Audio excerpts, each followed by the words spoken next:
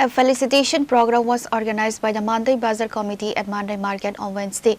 The ceremony was attended by TTAADC CEM Runiel Debbarma, MDC Jagadish Debbarma, MDC Jiten Debbarma, MDC Rabindra Debbarma and other dignitaries.